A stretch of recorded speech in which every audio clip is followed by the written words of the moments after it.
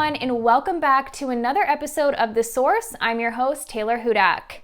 A shocking new investigation published in the Gray Zone titled Reuters, BBC, and Bellingcat participated in covert UK Foreign Office-funded programs to weaken Russia, leaked docs reveal, is an article which exposes Reuters and the BBC's involvement in covert UK FCO, or Foreign and Commonwealth Office programs, to effect attitudinal change and weaken the Russian state's influence. But why are media companies working alongside the intelligence community and state actors? And why did social media suppress and censor this article? Joining me to discuss all of that and his latest article in the Gray Zone is journalist Max Blumenthal. Max, thanks for coming on. Thanks for bringing me on. Absolutely. So this latest piece that you had in the Gray Zone went viral on social media, not just because of the content that was in the article, but also because of the censorship that you experienced. But before we do get into that, and we eventually will, of course, can you just explain the significance of these revelations? Well, yeah, obviously these revelations were significant enough to merit a completely unique warning label that I'd never seen before on Twitter, that these materials may have been obtained through hacking. It's kind of like reefer madness for neocons. It's like they thought that that warning label would scare off the kids when in fact it attracted them and caused the piece to go viral, as we'll discuss. But the revelations contained in the article, which relied on materials that were publicly available through a hacking collective called Anonymous. They're all called Anonymous, are absolutely explosive. They show, well, there are hundreds of documents. And, you know, as a journalist, if you're seeking to synthesize and analyze these documents, you could go in a number of directions. But what I found most striking about these latest revelations, and there have been previous leaks before that we've covered at the Gray Zone, was that they showed the BBC and Reuters being the largest news organization in the world, as essentially British intelligence contractors helping the British Foreign Office infiltrate and undermine Russian media, train Russian journalists inside the UK on British Foreign Office funded trips to create influence networks inside Russia, and to propagandize the Russian speaking public in Russia's near abroad, in the Baltics, Central Asia, Eastern Europe. The BBC even proposed to the British Foreign Office to go into the Donbass region, which is a conflict area where Russian-backed separatists have been fighting this NATO-backed, US-backed force of the Ukrainian military for years. Thousands of Ukrainians have died. The war should have ended long ago. It was basically imposed on the Russian-speaking population in that area. And the BBC is proposing to go in and use its know-how and resources to bolster pro-NATO media in the area and to essentially establish a new information weapon and thereby escalate the conflict. This is beyond irresponsible. It's all conducted secretly. I produced document after document showing, contracts between Thomson Reuters Foundation, which is the charitable arm of Reuters, and the British Foreign Office that are marked classified or secret because they want to keep this secret. Memos from the BBC or Reuters demanding secrecy. So these are covert programs that are being conducted with British taxpayer money in violation of the stated trust principles that appear on the Thomson Reuters website and the BBC mission, which is on its own website, where they pledge editorial independence and integrity. They're essentially lying to the public. And then beyond that, you have smaller media organizations which are being used and weaponized by the British Foreign Office, including Bellingcat, the supposedly independent, investigative, supposedly open source site, which are being either backed covertly by the British Foreign Office or used to even sway elections in pivotal Central and Eastern European states. So these are explosive revelations. What they show is that the British state, which is sort of a frontline proxy for U.S. empire, is doing everything it accuses Russia of and then some. Yeah, that's the great irony here. And I was just going to ask you your perspective on a quote from former British MP Chris Williamson, who said, quote, "These revelations show that when MPs were railing about Russia, British agents were using the BBC and Reuters to deploy precisely the same tactics that politicians and media commentators were accusing Russia of using," end quote. Can you explain further on how there's some hypocrisy here? Enormous amounts of hypocrisy. I mean, Chris Williamson was one of the few members of parliament to actually challenge the Russia hysteria that descended on the UK during the very strange Skripal poisoning incident. And soon after that incident, there were leaks, very similar to the ones we're discussing, of documents from a secretive program within the Foreign Office called the Counter Disinformation and Media Development Program that showed that the British Foreign Office was funding a military intelligence unit that was fronted by a think tank operating out of a fake location in Scotland. The think tank was called the Institute for Statecraft. The military intelligence troll farm was called the Integrity Initiative. And these documents exposed a vast multi-million pound operation that was aiming to propagandize the British public and the whole of the European public in support of a gigantic escalation with Russia to the point of war. And it cast very serious doubts on the official narrative of the Skripal poisoning, with so many other incidents, because you had these military intelligence officers operating behind the cover of this think tank, talking about how they were aiming to make the British public and opinion makers and policymakers see the big picture about Russia being a major national security threat. They established these clusters of journalists all across Europe, of influencers, people whose names we're familiar with, like Bill Browder, Peter Pomerantsev, Anne Applebaum, the Washington Post columnist, Ed Lucas, all these figures that we associate with this kind of anti-Russia echo chamber were organized and networked here. They were taking out politicians who were seen as too dovish toward Russia. In Spain, a defense official was sabotaged through this network, and it all exploded.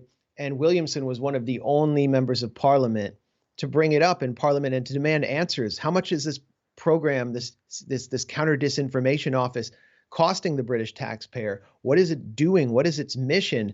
And he was stonewalled on national security grounds. They said, well, this program is too important to us, and if we reveal details, Russia will attack us, so you can't know. And ultimately, Williamson got attacked. He was targeted in the fake anti-Semitism scandal. He was targeted as a Russian asset. He was driven out of labor. And so I called on him to comment on these latest documents, which reinforce the need for a public inquiry and show that the British state is deceiving the British citizenry and taking them towards the brink of, if not a hot war or some series of proxy wars, then certainly a Cold War that won't benefit them in any way. And Williamson's no longer in Parliament to ask the tough questions about it. One of the things that struck me about this article and about these documents is the language that is used. A lot of the language seems pretty positive. To quote one of the phrases that's used, they want to have help Russian journalists, quote, produce balanced, fact-based journalism and ethical journalism, and to build on UK media standards and ethics. For somebody who's not too familiar with how the national security state works and the military-industrial complex works, this seems like a positive thing. But what's really going on here? Right. I mean, that was perceptive to pick up on the language they use. It sounds like something that we should welcome. They call for media pluralism. This is something we celebrate in the West, in the supposedly democratic West. We want media pluralism. But when RT or Sputnik come in the name of media pluralism and establish radio stations or television affiliates in cities across the United States, they get labeled foreign agents and they get shut down, because that's the kind of pluralism the United States doesn't want. but it doesn't go both ways. It only goes one way. So the West is trying to establish, or the British Foreign Office, which presides over the MI6, I should mention, the Foreign Intelligence Wing of the British Intelligence Services, is trying to establish media pluralism in Russia's near abroad and inside Russia to basically counter the messaging that supports Russian national interests and what the West sees as the Kremlin's narrative. And therefore, it's paying supposedly independent outlets, helping them craft their message, providing them with help on Google searches to game Google searches. They explicitly state this. And the documents also state that they aim to weaken Russia's influence in the media. I mean, that's also openly stated.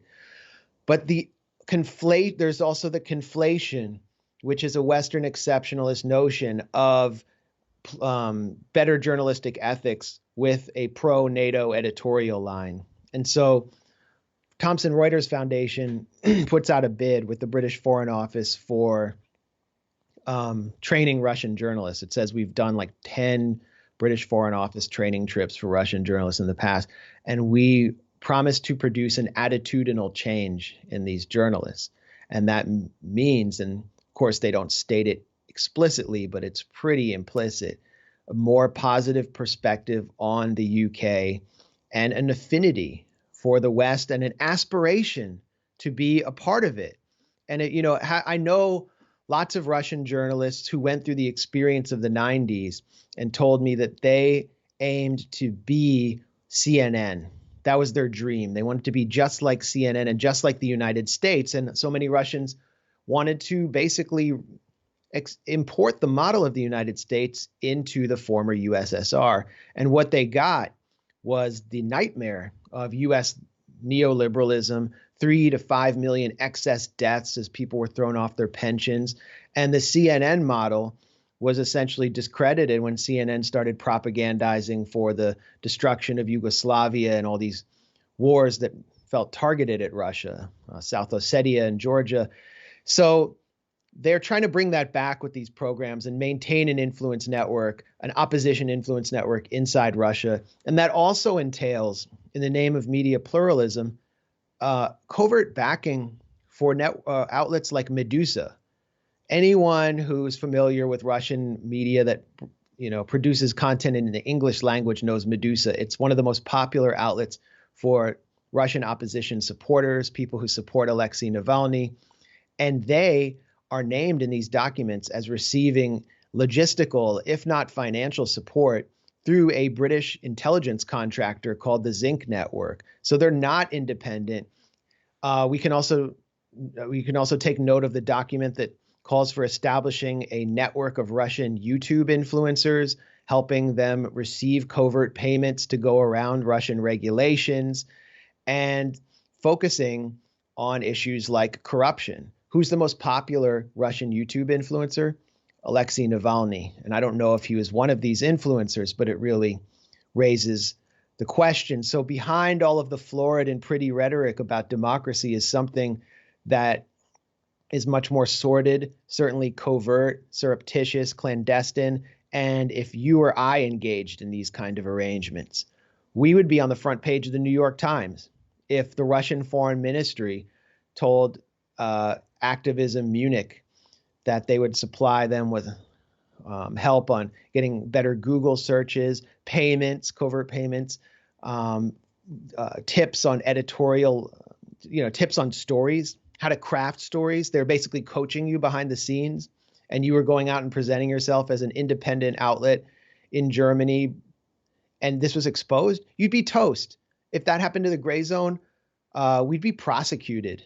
But this is something that's considered completely normal for these outlets to do. I haven't even mentioned what Bellingcat got involved in here, but this all suggests why Twitter put this label on the article to scare people off, because the revelations are so damning of the whole of Western media, particularly as it relates to its European, participation. Absolutely. And we will, of course, get into the media's role in all of this, which I believe is particularly shocking. But before that, why don't we take a brief break? And when we return, we will continue with our discussion on the scandalous revelations within the British media, as well as the social media reaction to this article. But before that, check out this commercial.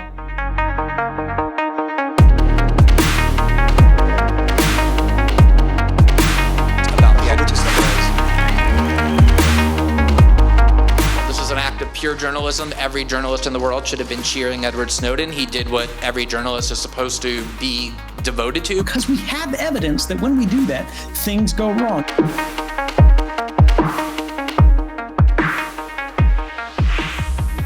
Welcome back to The Source. I'm your host, Taylor Hudak. Okay, Max, so I do want to continue our conversation about the media's role in all of this because I find that to be particularly shocking.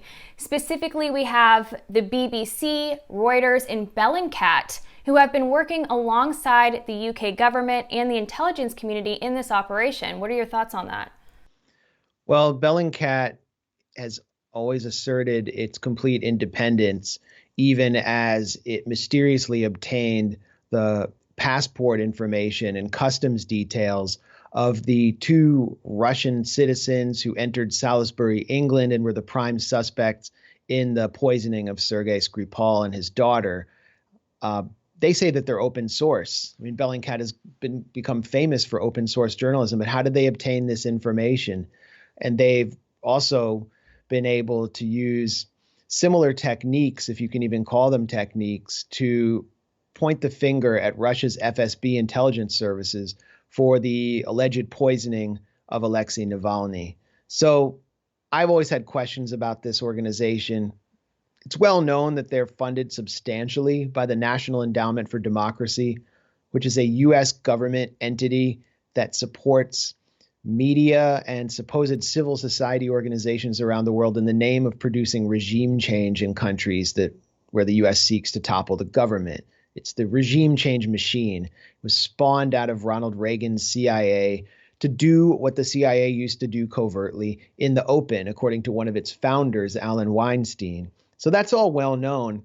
But the relationship between Bellingcat and the Foreign Office appears to be much more intimate than we knew, and potentially more intimate than with the CIA, which, is always the subject of rumors. Like Elliot Higgins, the founder of Bellingcat, was recently profiled and puffed by Luke Harding, another highly suspect, journalistically dubious character in The Guardian. And the headline was, "People say we work for the CIA." Like that's some kind of, it's like, let's take that lie off the table by snarking it away.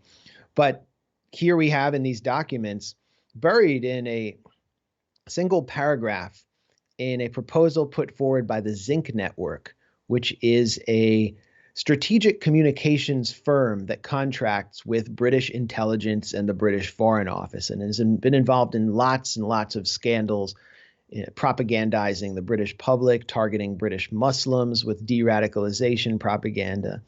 And they had engaged in a program with Bellingcat called the Open Information Partnership. Also involved in that program was the fake think tank I mentioned before, the Institute for Statecraft, Front for the Military Intelligence Troll Farm, the Integrity Initiative. And in this little paragraph, they note that North Moldova had elections in 2019 that were seen as an emergency by the British Foreign Office, and I guess by NATO as a whole. North Macedonia, not Moldova, North Macedonia was going to pretty much decide whether it was going to join NATO and the EU. And the Zinc Network mentions rushing trainers from Bellingcat and the Digital Forensics Research Lab of the Atlantic Council, which is the unofficial think tank of NATO in Washington, out to North Macedonia to train a network of pro-NATO journalists to basically meddle in North Macedonia's election in support of NATO. And this was all funded by the British Foreign Office and this shadowy program that I mentioned. So once again, we have Bellingcat caught out there working hand in glove with the Western National Security State to advance the imperatives of empire and presenting itself as this independent, plucky little outlet of brilliant journalists who deserve every award available.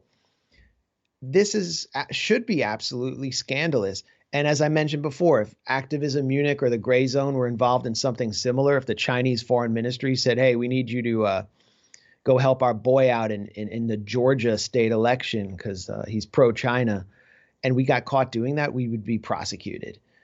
But Bellingcat celebrated for this. In fact, this is totally denied, and it again speaks to why this label was applied, and the label backfired because of the viral phenomenon you mentioned, and Bellingcat trended. I looked up Bellingcat, and it was trending. There were 7,000 mentions. It was all focused on this material. Their brand was being, their independent brand was being shredded just by regular common people on Twitter, and also Bellingcat CIA was trending. So the attempt to suppress this article to protect these supposedly independent outlets that have been cultivated for years with millions of dollars of support completely backfired. Now, can you explain what that warning was, why you had that warning on the post? This was hacked material, of course, or leaked material, but the point is that you were able to verify that these are authentic documents, correct? Yeah, well, we verified that in the past. We reported on documents relating to Syria, showing how many of these same contractors, including Zinc, but also the ARC network that backed up, that helped create the white helmets, were basically running a propaganda operation around Syria, claiming responsibility for hundreds of articles advancing regime change in Syria in premier media organizations. And the British Foreign Office declared that the documents that they had experienced a hack, and that those documents that we reported on were essentially authentic. So I felt really confident going into reporting on this. But before I did report it, I reached out to Reuters. I mean, reaching out to Bellingcat, it's like reaching out to social predators who stalk you and are like waiting outside your window with binoculars. And, you know, these are not people that are going to give you an intellectually honest response. So what's the point of going to them? They're attacking us all the time, accusing us of doing everything that they do, and falsely. And the BBC had even recently smeared me in the same way because of my factual reporting on the white helmets. So I thought Reuters would be the most likely to confirm these documents and to offer some kind of boilerplate corporate response, which they proceeded to do in really admirably rapid fashion. So these are real. These documents were absolutely real. And I assume they were obtained through some kind of phishing operation, which is pretty easy to do. It doesn't mean like you need some really sophisticated state hacking network to do it. Could have been any freelancer doing it. It could have also been a leak from a pissed off Foreign Office employee. We don't know. But this label went up about 12 or 24 hours after the article was published. So when the article was published, somebody freaked out and went to Twitter, and Twitter's response shows how Twitter has basically become an arm of American empire. It's not like everyone says, oh, I'm sick of this hell site. It's not a hell site. It is a U.S. regime media site now. It's been fully co-opted. And that label said these materials may have been obtained through hacking. So if you just tweet the link out, this is the hilarious part. You can tweet the link out and, you know, it creates automatically a Twitter card for you with the image that we put in.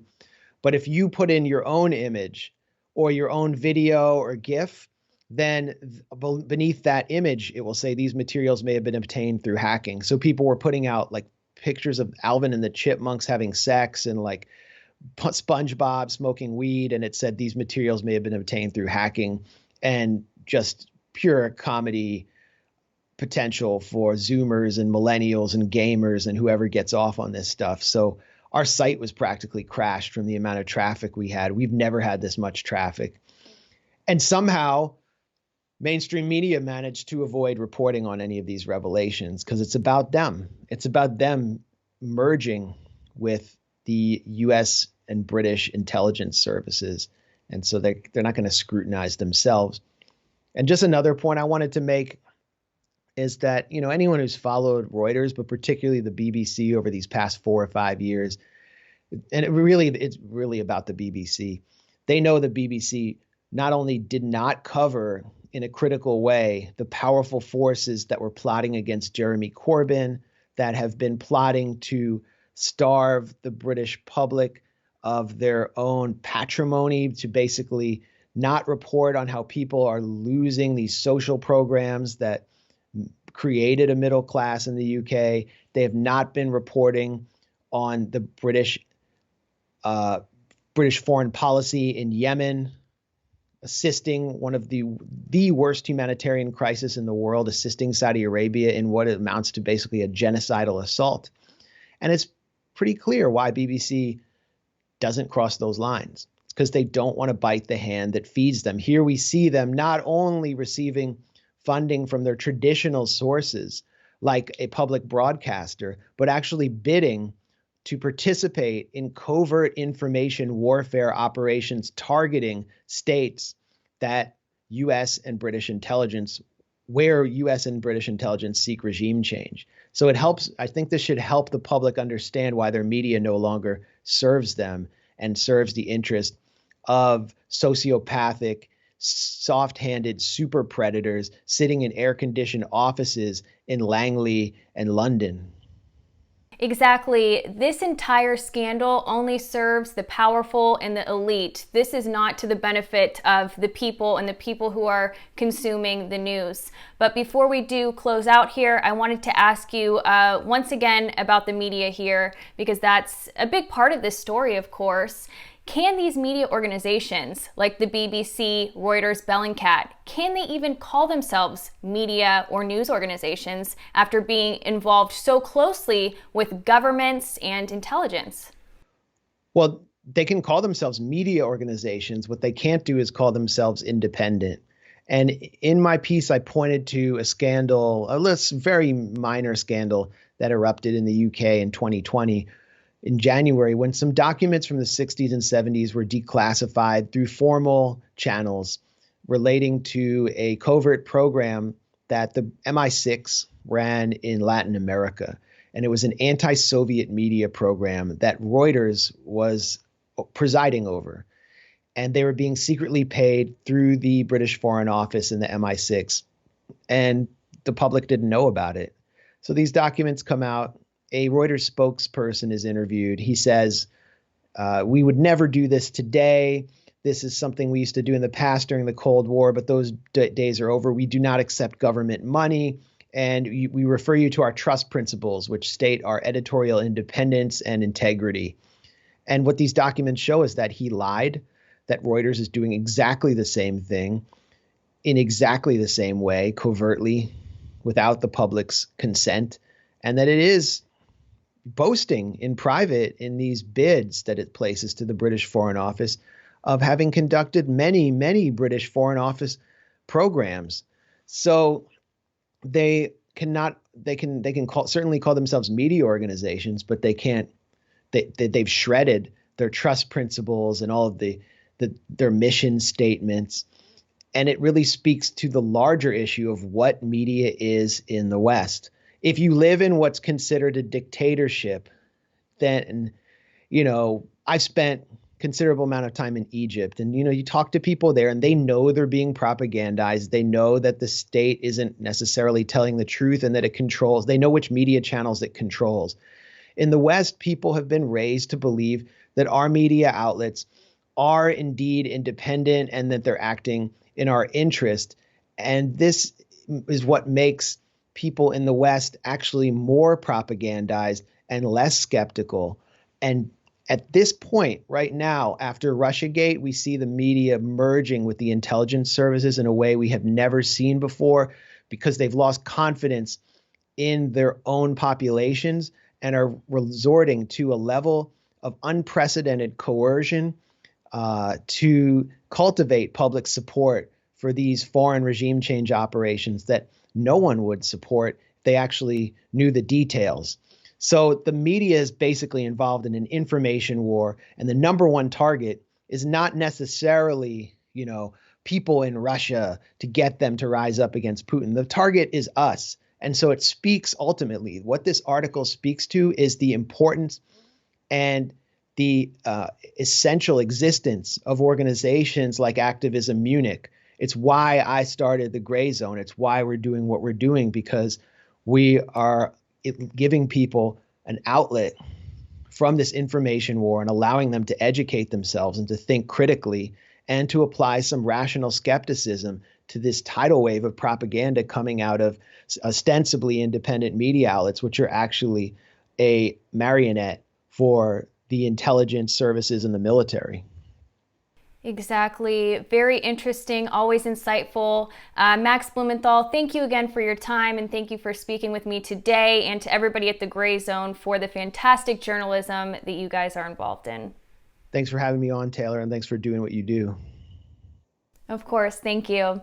And I want to thank you all for tuning in to this episode of The Source. If you liked this video, make sure you hit that like button, and also make sure you're subscribed to our channel and hit the bell so you are notified each time we upload a new video. Now, I'm sure many of you are aware that independent media is under attack right now, and so your donations and your support for us is what allows us to continue with our independent news, journalism, and analysis. I'm your host, Taylor Hudak. I want to thank you guys for watching, and I'll see you in my next video.